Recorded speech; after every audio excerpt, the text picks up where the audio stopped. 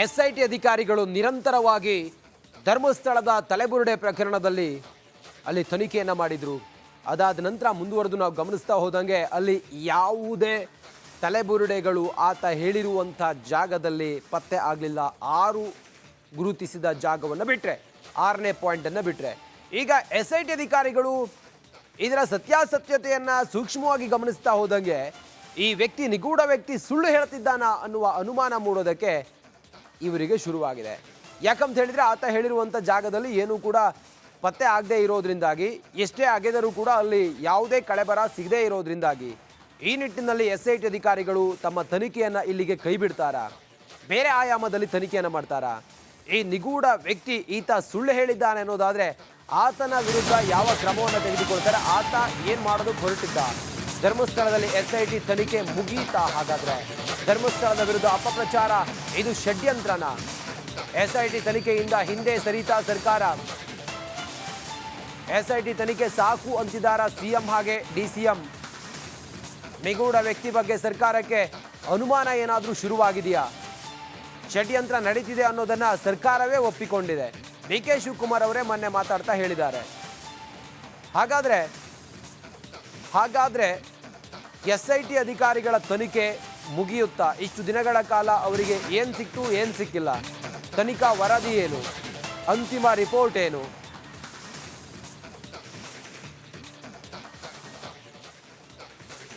ಡಿ.ಕೆ. ಶಿವಕುಮಾರ್ ಅವರು ಮತ್ತೆ ಮೊನ್ನೆ ಮಾತಾಡ್ತಾ ಹೇಳ್ತಾ ಇದ್ರು, ಇದೊಂದು ಷಡ್ಯಂತ್ರದ ರೀತಿಯಲ್ಲಿ ನಮಗೆ ತೋರ್ತಾ ಇದೆ. ಸದ್ಯ ಪರಮೇಶ್ವರ್ ಅವರು ಮಂಡೇ ಮಾತಾಡ್ತಾರೆ ಅಂತ ಹೇಳ್ತಾ ಇದ್ರು, ಹೋಮ್ ಮಿನಿಸ್ಟರ್.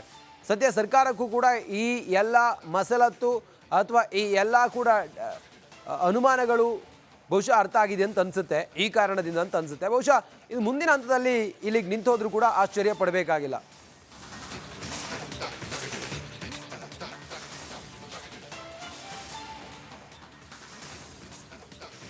ಇದೆಲ್ಲ ಎಸ್ಐಟಿ ಅಧಿಕಾರಿಗಳು ನಿರಂತರವಾಗಿ ಧರ್ಮಸ್ಥಳದ ತಲೆಬುರುಡೆ ಪ್ರಕರಣದಲ್ಲಿ ಅಲ್ಲಿ ತನಿಖೆಯನ್ನು ಮಾಡಿದರು. ಅದಾದ ನಂತರ ಮುಂದುವರೆದು ನಾವು ಗಮನಿಸ್ತಾ ಹೋದಂಗೆ ಅಲ್ಲಿ ಯಾವುದೇ ತಲೆಬುರುಡೆಗಳು ಆತ ಹೇಳಿರುವಂಥ ಜಾಗದಲ್ಲಿ ಪತ್ತೆ ಆಗಲಿಲ್ಲ. 6 ಗುರುತಿಸಿದ ಜಾಗವನ್ನು ಬಿಟ್ಟರೆ 6ನೇ ಪಾಯಿಂಟನ್ನು ಬಿಟ್ಟರೆ ಈಗ ಎಸ್ಐಟಿ ಅಧಿಕಾರಿಗಳು ಇದರ ಸತ್ಯಾಸತ್ಯತೆಯನ್ನು ಸೂಕ್ಷ್ಮವಾಗಿ ಗಮನಿಸ್ತಾ ಹೋದಂಗೆ ಈ ವ್ಯಕ್ತಿ ನಿಗೂಢ ವ್ಯಕ್ತಿ ಸುಳ್ಳು ಹೇಳ್ತಿದ್ದಾನ ಅನ್ನುವ ಅನುಮಾನ ಮೂಡೋದಕ್ಕೆ ಇವರಿಗೆ ಶುರುವಾಗಿದೆ. ಯಾಕಂತ ಹೇಳಿದರೆ ಆತ ಹೇಳಿರುವಂಥ ಜಾಗದಲ್ಲಿ ಏನೂ ಕೂಡ ಪತ್ತೆ ಆಗದೆ ಇರೋದ್ರಿಂದಾಗಿ, ಎಷ್ಟೇ ಅಗೆದರೂ ಕೂಡ ಅಲ್ಲಿ ಯಾವುದೇ ಕಳೆಬರ ಸಿಗದೇ ಇರೋದ್ರಿಂದಾಗಿ ಈ ನಿಟ್ಟಿನಲ್ಲಿ ಎಸ್ಐಟಿ ಅಧಿಕಾರಿಗಳು ತಮ್ಮ ತನಿಖೆಯನ್ನು ಇಲ್ಲಿಗೆ ಕೈ ಬಿಡ್ತಾರಾ, ಬೇರೆ ಆಯಾಮದಲ್ಲಿ ತನಿಖೆಯನ್ನು ಮಾಡ್ತಾರಾ? ಈ ನಿಗೂಢ ವ್ಯಕ್ತಿ ಈತ ಸುಳ್ಳು ಹೇಳಿದ್ದಾನೆ ಅನ್ನೋದಾದರೆ ಆತನ ವಿರುದ್ಧ ಯಾವ ಕ್ರಮವನ್ನು ತೆಗೆದುಕೊಳ್ತಾರೆ? ಆತ ಏನು ಮಾಡೋದಕ್ಕೆ ಹೊರಟಿದ್ದ? ಧರ್ಮಸ್ಥಳದಲ್ಲಿ ಎಸ್ಐಟಿ ತನಿಖೆ ಮುಗೀತಾ? ಹಾಗಾದರೆ ಧರ್ಮಸ್ಥಳದ ವಿರುದ್ಧ ಅಪಪ್ರಚಾರ ಇದು ಷಡ್ಯಂತ್ರನ? ಎಸ್ಐಟಿ ತನಿಖೆಯಿಂದ ಹಿಂದೆ ಸರಿತಾ ಸರ್ಕಾರ? ಎಸ್ಐಟಿ ತನಿಖೆ ಸಾಕು ಅಂತಿದ್ದಾರಾ ಸಿಎಂ ಹಾಗೆ ಡಿಸಿಎಂ? ನಿಗೂಢ ವ್ಯಕ್ತಿ ಬಗ್ಗೆ ಸರ್ಕಾರಕ್ಕೆ ಅನುಮಾನ ಏನಾದರೂ ಶುರುವಾಗಿದೆಯಾ? ಷಡ್ಯಂತ್ರ ನಡೀತಿದೆ ಅನ್ನೋದನ್ನ ಸರ್ಕಾರವೇ ಒಪ್ಪಿಕೊಂಡಿದೆ. ಡಿ.ಕೆ. ಶಿವಕುಮಾರ್ ಅವರೇ ಮೊನ್ನೆ ಮಾತಾಡ್ತಾ ಹೇಳಿದ್ದಾರೆ. ಹಾಗಾದ್ರೆ ಎಸ್ಐಟಿ ಅಧಿಕಾರಿಗಳ ತನಿಖೆ ಮುಗಿಯುತ್ತಾ? ಇಷ್ಟು ದಿನಗಳ ಕಾಲ ಅವರಿಗೆ ಏನು ಸಿಕ್ತು, ಏನು ಸಿಕ್ಕಿಲ್ಲ? ತನಿಖಾ ವರದಿ ಏನು? ಅಂತಿಮ ರಿಪೋರ್ಟ್ ಏನು?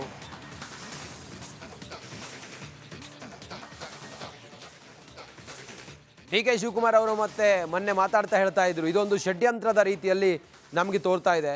ಸದ್ಯ ಪರಮೇಶ್ವರ್ ಅವರು ಮಂಡೇ ಮಾತಾಡ್ತಾರೆ ಅಂತ ಹೇಳ್ತಾ ಇದ್ರು, ಹೋಮ್ ಮಿನಿಸ್ಟರ್. ಸದ್ಯ ಸರ್ಕಾರಕ್ಕೂ ಕೂಡ ಈ ಎಲ್ಲ ಮಸಲತ್ತು ಅಥವಾ ಈ ಎಲ್ಲ ಕೂಡ ಅನುಮಾನಗಳು ಬಹುಶಃ ಅರ್ಥ ಆಗಿದೆ ಅಂತ ಅನ್ಸುತ್ತೆ. ಈ ಕಾರಣದಿಂದ ಅಂತ ಅನ್ಸುತ್ತೆ. ಬಹುಶಃ ಇದು ಮುಂದಿನ ಹಂತದಲ್ಲಿ ಇಲ್ಲಿಗೆ ನಿಂತೋದ್ರೂ ಕೂಡ ಆಶ್ಚರ್ಯ ಪಡಬೇಕಾಗಿಲ್ಲ.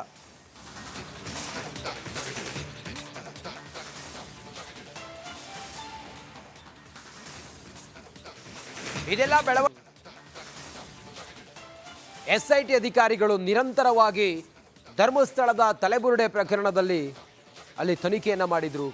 ಅದಾದ ನಂತರ ಮುಂದುವರೆದು ನಾವು ಗಮನಿಸ್ತಾ ಹೋದಂಗೆ ಅಲ್ಲಿ ಯಾವುದೇ ತಲೆಬುರುಡೆಗಳು ಆತ ಹೇಳಿರುವಂಥ ಜಾಗದಲ್ಲಿ ಪತ್ತೆ ಆಗಲಿಲ್ಲ.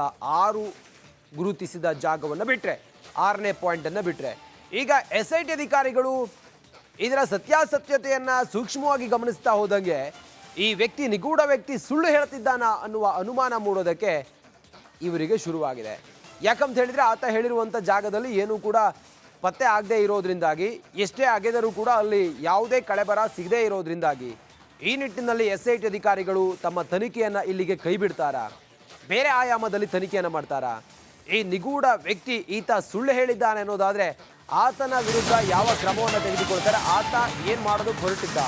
ಧರ್ಮಸ್ಥಳದಲ್ಲಿ SIT ತನಿಖೆ ಮುಗೀತಾ? ಹಾಗಾದ್ರೆ ಧರ್ಮಸ್ಥಳದ ವಿರುದ್ಧ ಅಪಪ್ರಚಾರ ಇದು ಷಡ್ಯಂತ್ರನ? SIT ತನಿಖೆಯಿಂದ ಹಿಂದೆ ಸರಿತಾ ಸರ್ಕಾರ? SIT ತನಿಖೆ ಸಾಕು ಅಂತಿದ್ದಾರ CM ಹಾಗೆ DCM?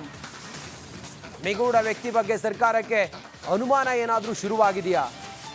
ಷಡ್ಯಂತ್ರ ನಡೀತಿದೆ ಅನ್ನೋದನ್ನ ಸರ್ಕಾರವೇ ಒಪ್ಪಿಕೊಂಡಿದೆ. DK ಶಿವಕುಮಾರ್ ಅವರೇ ಮೊನ್ನೆ ಮಾತಾಡ್ತಾ ಹೇಳಿದ್ದಾರೆ.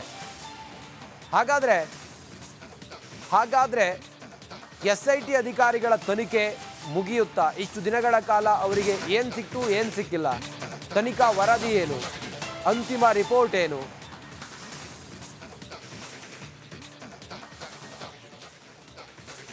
DK ಶಿವಕುಮಾರ್ ಅವರು ಮತ್ತೆ ಮೊನ್ನೆ ಮಾತಾಡ್ತಾ ಹೇಳ್ತಾ ಇದ್ರು, ಇದೊಂದು ಷಡ್ಯಂತ್ರದ ರೀತಿಯಲ್ಲಿ ನಮಗೆ ತೋರ್ತಾ ಇದೆ. ಸದ್ಯ ಪರಮೇಶ್ವರ್ ಅವರು ಮಂಡೇ ಮಾತಾಡ್ತಾರೆ ಅಂತ ಹೇಳ್ತಾ ಇದ್ರು, ಹೋಮ್ ಮಿನಿಸ್ಟರ್. ಸದ್ಯ ಸರ್ಕಾರಕ್ಕೂ ಕೂಡ ಈ ಎಲ್ಲ ಮಸಲತ್ತು ಅಥವಾ ಈ ಎಲ್ಲ ಕೂಡ ಅನುಮಾನಗಳು ಬಹುಶಃ ಅರ್ಥ ಆಗಿದೆ ಅಂತ ಅನ್ಸುತ್ತೆ. ಈ ಕಾರಣದಿಂದ ಅಂತ ಅನ್ಸುತ್ತೆ. ಬಹುಶಃ ಇದು ಮುಂದಿನ ಹಂತದಲ್ಲಿ ಇಲ್ಲಿಗೆ ನಿಂತೋದ್ರೂ ಕೂಡ ಆಶ್ಚರ್ಯ ಪಡಬೇಕಾಗಿಲ್ಲ.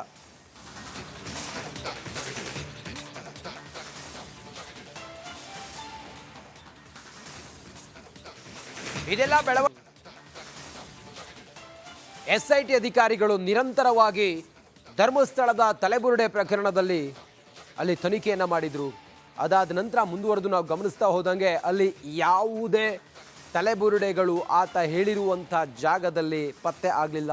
6 ಗುರುತಿಸಿದ ಜಾಗವನ್ನು ಬಿಟ್ಟರೆ, 6ನೇ ಪಾಯಿಂಟನ್ನು ಬಿಟ್ಟರೆ, ಈಗ SIT ಅಧಿಕಾರಿಗಳು ಇದರ ಸತ್ಯಾಸತ್ಯತೆಯನ್ನು ಸೂಕ್ಷ್ಮವಾಗಿ ಗಮನಿಸ್ತಾ ಹೋದಂಗೆ ಈ ವ್ಯಕ್ತಿ, ನಿಗೂಢ ವ್ಯಕ್ತಿ ಸುಳ್ಳು ಹೇಳ್ತಿದ್ದಾನ ಅನ್ನುವ ಅನುಮಾನ ಮೂಡೋದಕ್ಕೆ ಇವರಿಗೆ ಶುರುವಾಗಿದೆ.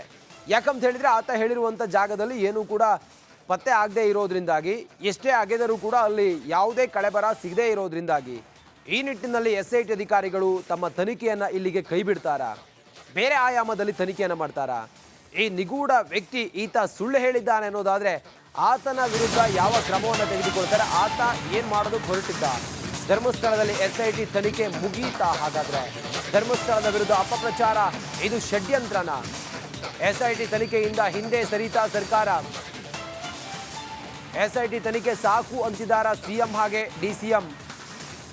ನಿಗೂಢ ವ್ಯಕ್ತಿ ಬಗ್ಗೆ ಸರ್ಕಾರಕ್ಕೆ ಅನುಮಾನ ಏನಾದರೂ ಶುರುವಾಗಿದೆಯಾ? ಷಡ್ಯಂತ್ರ ನಡೀತಿದೆ ಅನ್ನೋದನ್ನ ಸರ್ಕಾರವೇ ಒಪ್ಪಿಕೊಂಡಿದೆ. DK ಶಿವಕುಮಾರ್ ಅವರೇ ಮೊನ್ನೆ ಮಾತಾಡ್ತಾ ಹೇಳಿದ್ದಾರೆ. ಹಾಗಾದ್ರೆ SIT ಅಧಿಕಾರಿಗಳ ತನಿಖೆ ಮುಗಿಯುತ್ತಾ? ಇಷ್ಟು ದಿನಗಳ ಕಾಲ ಅವರಿಗೆ ಏನು ಸಿಕ್ತು, ಏನು ಸಿಕ್ಕಿಲ್ಲ? ತನಿಖಾ ವರದಿ ಏನು? ಅಂತಿಮ ರಿಪೋರ್ಟ್ ಏನು?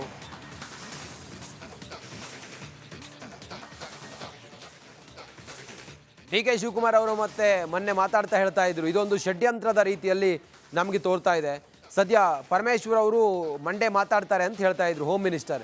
ಸದ್ಯ ಸರ್ಕಾರಕ್ಕೂ ಕೂಡ ಈ ಎಲ್ಲ ಮಸಲತ್ತು ಅಥವಾ ಈ ಎಲ್ಲ ಕೂಡ ಅನುಮಾನಗಳು ಬಹುಶಃ ಅರ್ಥ ಆಗಿದೆ ಅಂತ ಅನ್ಸುತ್ತೆ. ಈ ಕಾರಣದಿಂದ ಅಂತ ಅನ್ಸುತ್ತೆ. ಬಹುಶಃ ಇದು ಮುಂದಿನ ಹಂತದಲ್ಲಿ ಇಲ್ಲಿಗೆ ನಿಂತೋದ್ರೂ ಕೂಡ ಆಶ್ಚರ್ಯ ಪಡಬೇಕಾಗಿಲ್ಲ.